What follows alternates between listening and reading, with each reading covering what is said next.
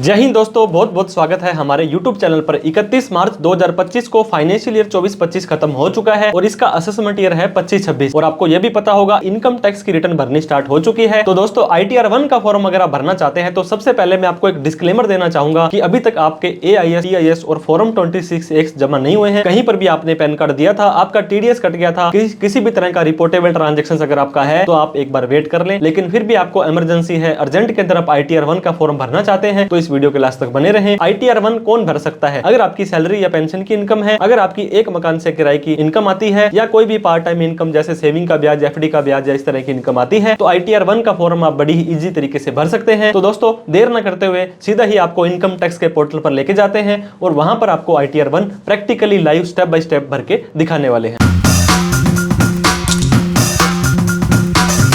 तो दोस्तों आज हम आपको ITR 1 भर के दिखाने वाले हैं। अगर आपका किसी ने TDS काट लिया था उसको रिफंड लेना है, आपकी सैलरी की इनकम आती है, पेंशन की इनकम आती है, तो आपको पता होगा फाइनेंशियल ईयर 24-25 के लिए अगर आप न्यू टैक्स रिजीम में जाते हो तो 7 लाख रुपए तो आपकी वैसे माफ़ है और सैलरी और पेंशन को मिलाते हैं तो 75,000 रुपये और माफ़ हो जाती है। तो मतलब 7,75,000 रुपये तक की इनकम पर कोई टैक्स नहीं देना है। वहीं पर ओल्ड रिजीम में आप डिडक्शन और एग्जम्पशंस की छूट लेने के बाद 5 लाख तक आपकी इनकम वैसे माफ़ है, 50,000 की स्टैंडर्ड डिडक्शन आपकी मिल जाती है। तो न्यू के अंदर 7,75 और ओल्ड के अंदर 5,50 आपका टैक्स फ्री है अगर आपको सैलरी या पेंशन की इनकम भी आती है। तो 1/4/24 से 31/3/2025 वाला फाइनेंशियल ईयर 24-25, असेसमेंट ईयर 25-26 आपको मैंने बताया सैलरी या पेंशन की इनकम है। कैसे पता करें? आपको फॉर्म नंबर 16 आपका एम्प्लॉयर देगा। नहीं दे रहे हैं तो बैंक में आपकी सैलरी आती होगी, वो भी नहीं आती है तो पे स्लिप या सैलरी स्लिप आता होगा, वो भी नहीं आता है तो कैश के अंदर जितनी भी सैलरी आती है उसको दिखा सकते हैं। इसके अलावा आपके पास कोई भी मकान या दुकान है, हाउस प्रॉपर्टी, लेकिन rule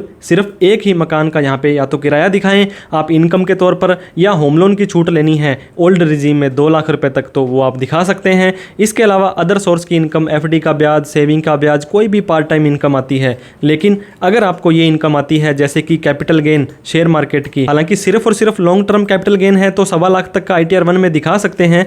otherwise crypto, short term capital gain, online winning, share market के अंदर इंट्राडे F&O वगैरह का काम किया था तो आप ITR 1 का फॉर्म नहीं भर सकते हैं। दोस्तों आपको ITR की जो ड्यू डेट है उसका ध्यान रखना है, क्योंकि due date is the due date होती है। दोस्तों जब भी आपका साल खत्म होता है 31 मार्च का, अप्रैल, मई, जून, जुलाई 4 महीने का टाइम आपको दिया जाता है, लेकिन इस बार 2 महीने से ज़्यादा का टाइम हो गया था। आपको ITR के फॉर्म भी अभी तक गवर्नमेंट ने इंट्रोड्यूस नहीं किए थे तो गवर्नमेंट ने पहले से ही 1.5 महीने का टाइम आपको बढ़ा करके दे दिया है। तो अब आप 31 जुलाई की जगह 15 सितंबर 2025 से पहले पहले अपनी ITR भर सकते हैं। फिर भी आप इस तारीख को ITR नहीं भर पाते हैं तो 31 दिसंबर तक आप अपनी बिलेटेड ITR भर सकते हैं। जैसे किसी का बर्थडे निकलने के बाद बिलेटेड हैप्पी बर्थडे बोलते हैं, ये भी नहीं हो पाता है तो दोस्तों आप अपडेटेड ITR यानी कि ITR U भर सकते हैं। और इस ITR U को भरने का टाइम भी काफ़ी ज़्यादा दे दिया है, मतलब 48 महीने,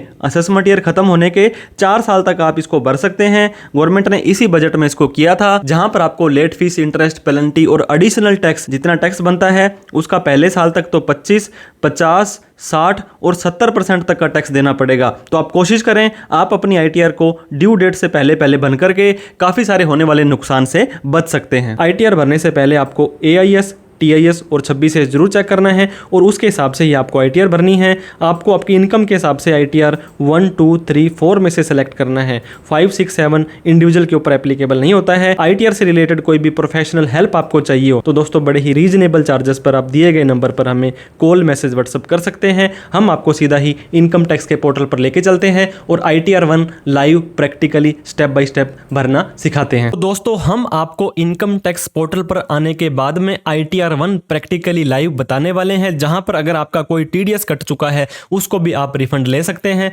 सबसे पहला काम आपको करना है incometax.gov.in, ये जो पोर्टल है इसके ऊपर आपको आ जाना है। ये काम दोस्तों आप अपने कंप्यूटर से, लैपटॉप से या मोबाइल से भी कर सकते हैं। पहली बार ITR भरते हैं, ऑलरेडी रजिस्टर आप नहीं है तो पहले आप अपने आप को रजिस्टर कर लें, जिसके ऊपर हमने डिटेल में वीडियो बना रखी है। नहीं तो हमें क्या करना है दोस्तों, लॉगिन बटन पर क्लिक करना है। जैसे ही हम लॉगिन बटन पर क्लिक करेंगे यूजर ID हमसे पूछी जाएगी जाएगी। ये आपका पैन नंबर भी हो सकता है और ये आपका आधार नंबर भी हो सकता है। अब यहाँ पे आपको अपना पैन या आधार दोनों में से एक चीज डाल देनी है। तो हम हमारा पैन डालने के बाद कंटिन्यू बटन पर क्लिक करते हैं। अब आपको इस चेकबॉक्स पे क्लिक करना है और यहाँ पे अपना प्यारा सा सुंदर सा जो पासवर्ड आपने बनाया था उस पासवर्ड को यहाँ पे डाल देना है। अगर आपको पासवर्ड नहीं ध्यान है तो सिंपली यहाँ फॉरगेट पासवर्ड पर क्लिक करेंगे तो आप आधार OTP से अपना नया पासवर्ड भी बना सकते हैं। अब हमने कंटिन्यू बटन पर क्लिक कर देना है और हमें लॉगिन कर देना है। तो दोस्तों हमारा इनकम टैक्स का पोर्टल है वो खुल जाने वाला है। इस तरह का पोर्टल हमारा खुलेगा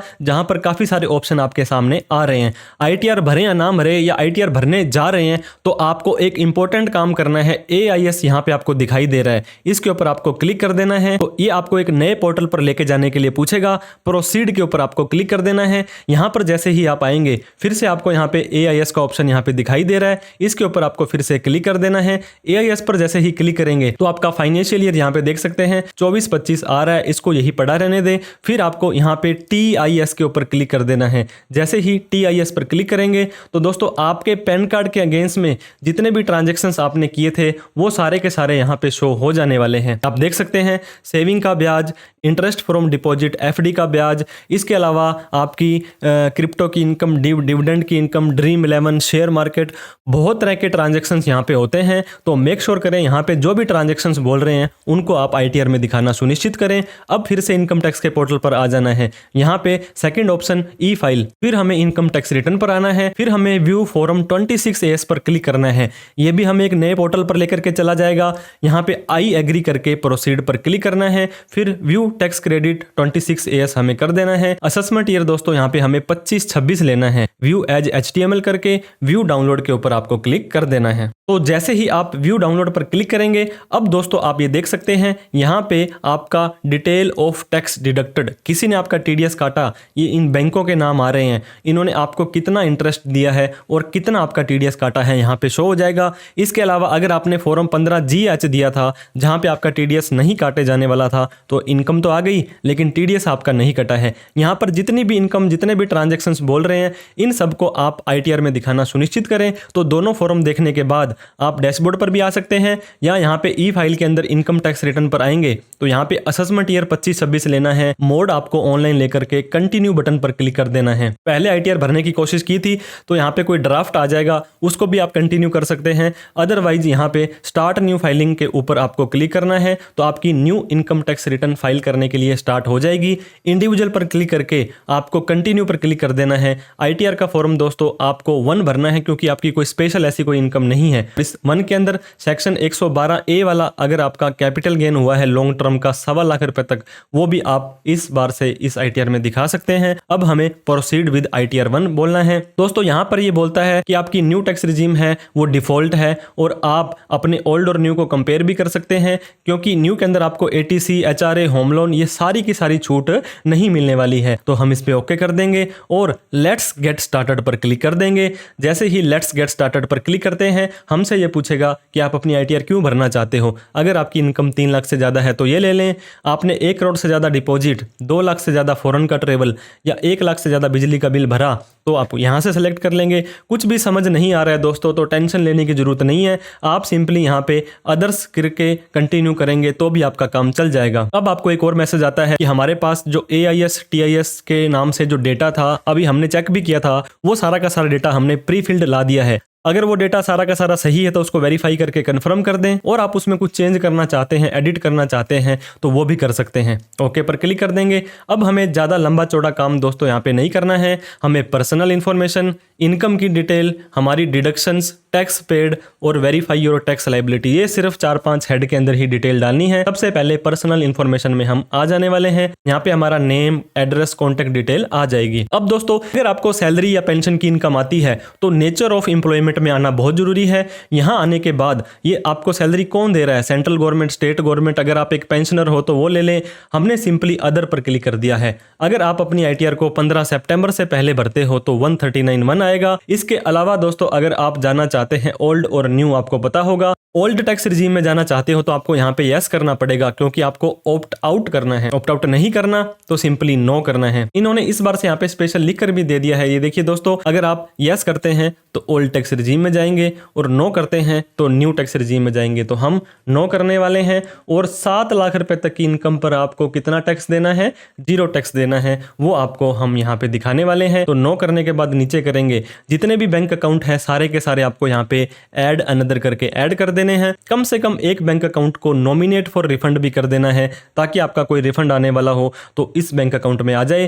फिर आपको कन्फर्म बटन पर क्लिक कर देना है। जैसे ही आप कन्फर्म बटन पर क्लिक करेंगे, आपका यहाँ पे कन्फर्म हो चुका है। अब हमें यहाँ पे दोस्तों कुछ डेटा ऑटोमेटिक आ रहा है, जिसको हम चेंज भी कर सकते हैं और अपडेट भी कर सकते हैं, एडिट भी कर सकते हैं। ग्रॉस टोटल इनकम के ऊपर अब आपको यहाँ पे आ जाना है।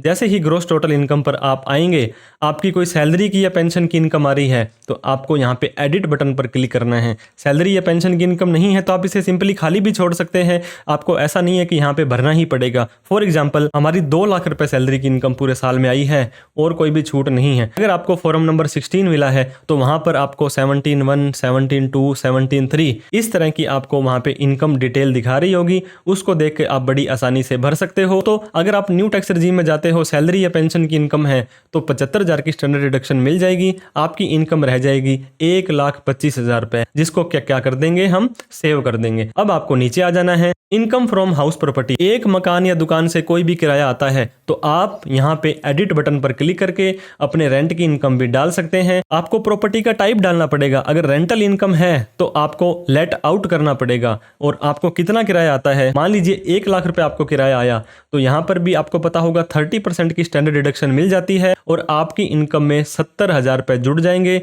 जिसको हमने यहाँ पे कर दिया है सेव। अब दोस्तों, सैलरी की इनकम आ गई, हाउस प्रॉपर्टी की इनकम आ गई। अब इनकम फ्रॉम अदर सोर्स, ये हमारा मेन पार्ट है जहाँ पे हमें इंटरेस्ट वगैरह की इनकम को शो करना पड़ता है। हमने ASTS में भी देखा था, इसमें यहाँ पे हमारी काफी इनकम आ रही है, लेकिन हमारे यहाँ पे ऑटोमेटिक जो इनकम आ रही है ये थोड़ी सी कम आ रही है। देखिए 50,157 रुपए और सेविंग का ब्याज सिर्फ 1,100 रुपए आ रहा है। लेकिन दोस्तों, जब हमने हमारा AIS और TIS देखा था तो AIS TS के अंदर इंटरेस्ट फ्रॉम डिपॉजिट आ रहा है, ये 356,039 आ रहा है और सेविंग का ब्याज 1,500 रुपए आ रहा है। तो यहाँ पे डेटा पूरा सही नहीं बोल रहा है, तो हम हमारा एक्चुअल डेटा पूरा का पूरा डेटा डालने वाले हैं। सेविंग का ब्याज 1,557 रुपए है। तो हम हमारी इनकम डिटेल पर जैसे ही आएंगे, यहाँ पे आने के बाद सैलरी, इसके बाद इंटरेस्ट, रेंटल इनकम और अदर सोर्स में जैसे आप आएंगे तो यहाँ पे interest on income tax refund है।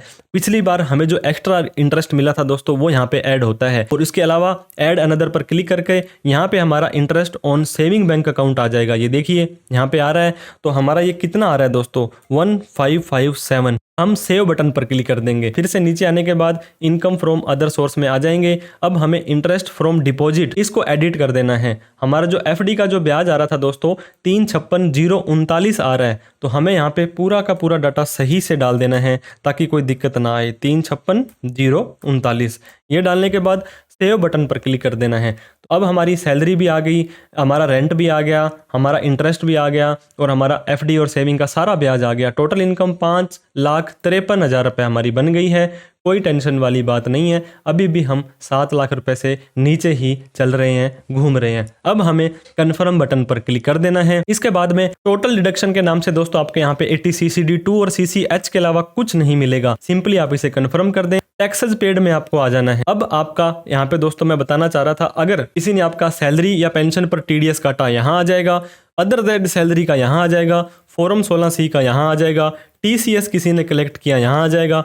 आपने एडवांस टैक्स या सेल्फ असेसमेंट टैक्स भरा, वो यहाँ पे आ जाने वाला है। सैलरी के ऊपर हमारा कोई TDS, कोई पेंशन हमारी नहीं थी, तो देखो यहाँ पे नहीं आ रहा है। अगर नहीं भी आ रहा है और आपका ऐसा कोई केस है तो ऐड डिटेल करके यहाँ डिटेल डाल सकते हैं। अब दोस्तों आपको मैं दिखाना चाह रहा था कि आपका 26AS में कब कब और कितना कितना TDS कटा है। आप ये देख सकते हैं 2 व्यक्तियों ने आपका TDS काटा है। एक ने काटा है 574 रुपए, एक ने 18,225। इन दोनों को क्रॉस वेरीफाई करना जरूरी है। हम हमारे पोर्टल पर आ गए। अब दोस्तों यहाँ पे आते हैं तो आप ये देख सकते हैं आपका एक तो 574 रुपए का TDS और एक 18,225 का TDS यहाँ पर ऑटोमेटिक आ रहा है। 18,799 18,799 रुपए का TDS हमारा ऑलरेडी कट चुका था। अगर ऐसा कोई डेटा यहाँ शो नहीं कर रहा है तो ऐड अनदर पर जाकर के उसकी उसका 10 नंबर, नेम और कितना टीडीएस कटा है ये सारा डाल सकते हैं और हमें कन्फर्म बटन पर क्लिक कर देना है। Verify your tax liability. दोस्तों हमारी इनकम 5,53,000 रुपये है। 3 लाख से ज़्यादा की इनकम होने पर टैक्स तो बनता है 12,000 रुपये, लेकिन 7 लाख तक की इनकम होने पर 87A रिबेट कहती है कि आपको 20,000 रुपये तक की रिबेट हम दे देंगे। हमें तो 12,000 की ही रिबेट लेनी है। हमारा टैक्स जो है दोस्तों वो 000 आ रहा है, देखिए। अब हमें कन्फर्म कर देना है। प्रोसीड टू वेरिफिकेशन के ऊपर हमें आ जाना है। अब ये हमें कुछ बोलना चाहता है, कोई खुशखबरी देना चाहता है। आपको 18,800 रुपये जो आपका टीडीएस कटा था वो आपका रिफंड हो जाने वाला है, वो पैसा आपका वापस आ जाएगा। नीचे आने के बाद सारी की सारी डेटा चेक कर लें। अब आप यहाँ पे भी एक बार फिर से कंफर्म कर लें कि आपका रिफंड आ रहा है। अब you are done, click proceed, इस तरह का ऑप्शन आपको दिखाई दे रहा है। आपको प्रोसीड टू वेरिफिकेशन पर आ जाना है। जैसे आप लास्ट में आएंगे preview and submit your return पर आ जाना है। इस चेकबॉक्स पे क्लिक करना है। किस जगह पर बैठ करके दोस्तों इस फॉर्म को भर रहे हो वो आपको लिख देना है। प्रोसीड टू वैलिडेशन पर आना है।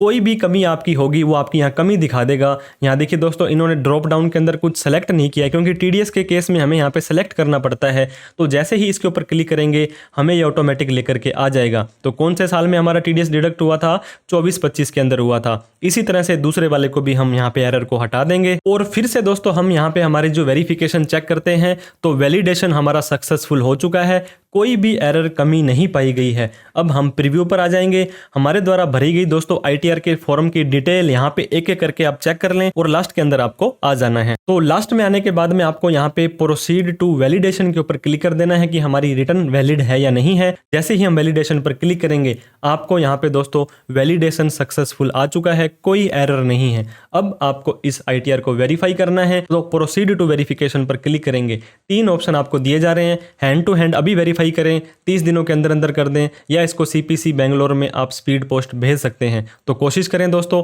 ई वेरीफाई पे क्लिक करें ताकि आपका बाद का कोई भी झंझट ना रहे। कंटिन्यू पर क्लिक करें। इसके बाद आपको काफ़ी सारे ऑप्शन दिए जाएंगे। पहला ही ऑप्शन आधार ओटीपी वाले पे क्लिक करना है, फिर आपको कंटिन्यू पर क्लिक करना है। आई एग्री पर क्लिक करके जनरेट आधार ओटीपी कर देना है। दोस्तों आपके आधार कार्ड वाले नंबर पर एक ओटीपी चले जाने वाला है 6 डिजिट का। वो ओटीपी डालने के बाद आपको यहाँ वैलिडेट बटन पर क्लिक कर देना है। तो जैसे ही दोस्तों ओटीपी डालने के बाद आप वैलिडेट पर क्लिक करेंगे, ये आपसे पूछेगा कि कंफर्म सबमिशन ऑफ रिटर्न। आप उसके बाद में इस रिटर्न को मॉडिफाई नहीं कर सकते हैं, फिर आपको आईटीआर रिवाइज ही करनी पड़ेगी। तो आप क्या करेंगे, आप बिल्कुल श्योर हैं तो दोस्तों सबमिट बटन पर क्लिक कर देंगे। जैसे ही सबमिट बटन पर क्लिक करेंगे अब आपको यहाँ पे दिखाई दे रहा है दोस्तों जो सबमिशन का लेवल है, submitted successfully, no error found. इसका मतलब आप अपनी आईटीआर को सक्सेसफुली भर चुके हैं। प्रोसीड बटन पर जैसे ही आप क्लिक कर देंगे तो अब दोस्तों यहाँ पे you have successfully filed and verify your return. आपने अपनी रिटर्न को भर भी दिया है और उसको वेरीफाई भी कर दिया है, और आपके इस मोबाइल नंबर पर और इस मेल आईडी पर